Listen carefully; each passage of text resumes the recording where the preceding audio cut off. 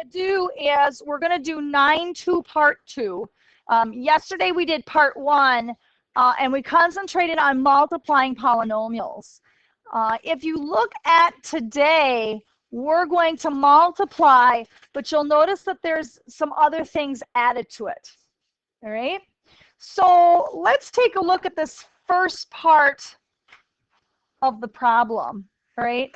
You're going to notice that the dimension, it's a, which is a 1, and then times a binomial, which is 2. So I'm going to make this a 1/2 window. I'm going to put a here. I'm going to put 3a plus 1 over the top. Now, you'll notice that yesterday I said that you didn't have to put the 1. You still don't have to put the plus 1. Okay, but you do need to put the 1 up above. All right, so let's multiply these then. A times 3a is 3a squared, and a times 1 is a. Okay, or 1a. Yes, you can put 1a if you wish. Right? Now you're going to notice that there is a plus sign there.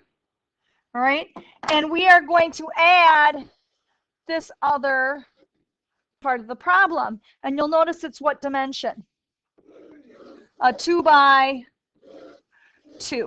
All right, and I'm going to put a plus 1 here and a minus 1 there. And again, it doesn't matter which one you put. We do want them short and fat. Yep, not tall and skinny. You want short and fat. Right? This one doesn't matter because it's a 2 by 2. So a times a is a squared, right? A times -1 is -1a. 1 times a is 1a, and 1 times -1 is -1. And then if I bring my like terms together, I get a 0. Right? So now what we're going to do is we're going to bring those pieces together. All right? So I'm going to take the first polynomial. There's the second part. 3a squared plus 1a. And then I'm going to take that plus sign and put it out front because it asked me to add them together. And then the second polynomial, I'm going to do a squared.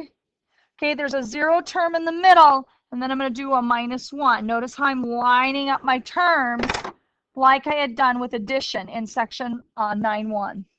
Right? And then I mentioned that you can put some zeros in for placeholders if you wish. So you'll notice that in this section, we're not only doing 9.2, but we're also dabbling a little bit in 9.1. We're doing some addition and subtraction with it. So that's why when I say make sure that you get your homework done, make sure you have those skills, we're using all of it today. And so if we don't have those skills, this can be really, really tricky. Right? So now I'm going to take 3a plus 1a squared. 3a squared plus 1a squared gives me 4a squared. Okay? 1a plus nothing gives me 1a or a, and nothing plus a -1 gives me -1, and this is my answer. And I'm done. Okay? So that's what we're doing today. We're multiplying a couple of things, and then we're bringing them together at the end. Questions? All right, let's do the next one. Right? I'm going to take the first polynomial, and it's what are the dimensions? What should the blocks be? 2 by 2. So I'm going to do a 2 by 2, and I'm going to do an n and plus 2 and an n plus 5. Okay, so we're going to go ahead and multiply together. Upper left, I get n squared. Yep. N times 5 is 5n. Lower left is 2n, and 2 times 5 is 10. Can I bring together like terms? What do I get? 7n, right, because 5 plus 2 is 7. And I circle my answer. Okay.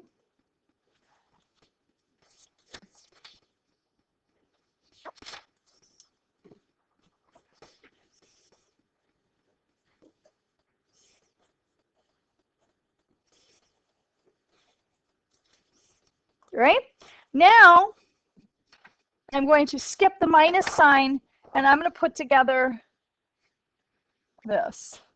So it's going to be a 1 by 2, where I have an n out front, 4n minus 1. Okay, first box I get 4n squared. Second box I get minus n, or 1n, right? All right, so now what I'm going to do is I'm going to line these up. Here comes the second part. I'm going to put the first polynomial on the top. So n squared plus 7n plus 10. And what am I going to do to both of these? I'm going to subtract them. That's correct, because that's what they have in the problem. So I'm going to do a minus sign, and I'm going to cup it. And then 4n squared, I'm going to put it underneath the n squared. And then minus n. So if I subtract these, n squared minus 4n squared gives me negative 3n squared. 7n minus a negative n gives me, yep, good, plus 8n. And then 10 minus nothing gives me plus 10, all right? So this is our answer. Or sometimes what we'll do is we'll see 3n squared minus 8n minus 10.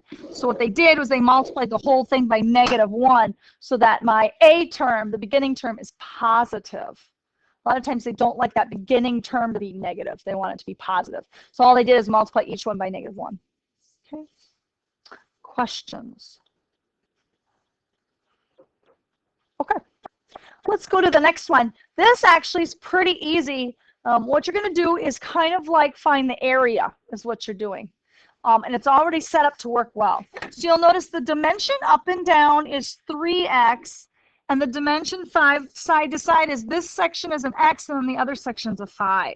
So this is what I'm going to do. I'm going to take x times 3x, and I get, yes, 3x squared. And 5 times 3x gives me 15x. So then I just bring it all together.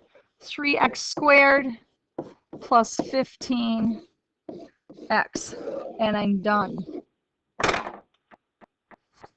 It's that easy. I mean, it's so difficult, it's easy. Okay. It's really not that difficult. Questions on this?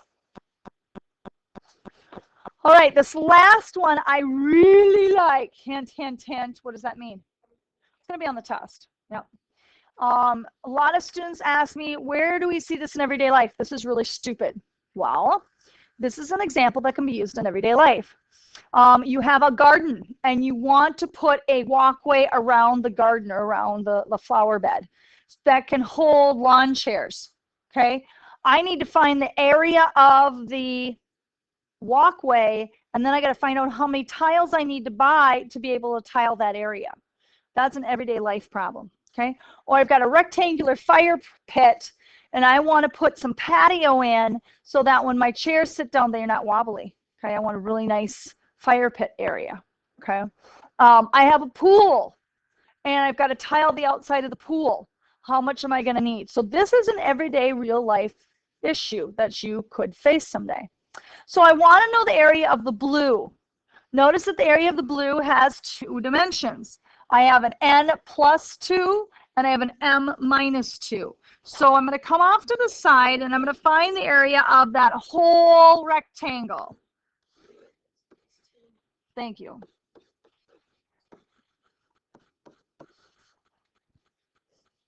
Okay? So then I go ahead and I multiply. We've done this before. I get m squared, 2m, 2m, 4, inner term is 4m. And that's what kids forget, is that their inner term. So I got the area of that whole big rectangle, the outside of the rectangle, okay? Now I want to find the area of the inner rectangle, right? Notice that the dimensions are 4 and m minus 1. So I'm going to make a 1 by 2. 4 goes out front, m minus 1 goes up above. Okay, so I get 4m minus 4.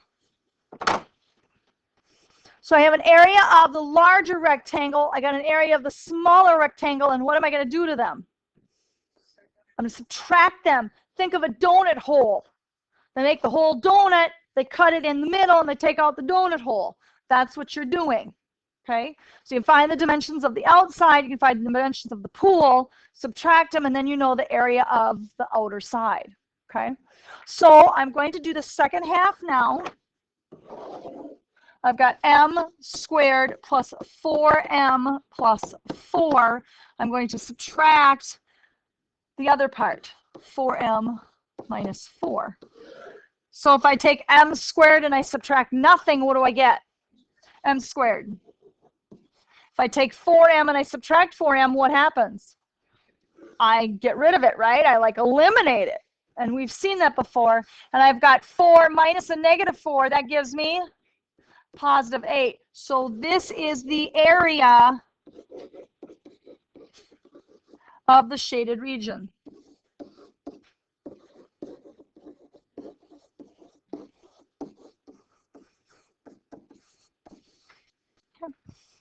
And I'm done.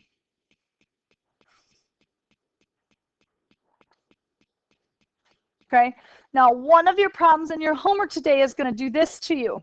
It's going to have a figure like this, and then inside it's going to have a triangle. Okay, so the area of the blue region, area is base times height. So you're going to multiply the side dimensions by the bottom dimensions. For a triangle, what's the formula for it? That's right, 1/2 base times height, or base times height divided by 2. So you're going to take the dimensions of the blue region, and you're just going to multiply each term by 1/2 or 0.5. And then you subtract it. Okay? All right. That is it. Your assignment for today then is on page 565. You're going to do 33 through 42, 49, and 50. We're going to upload your book, and then we'll talk about those problems.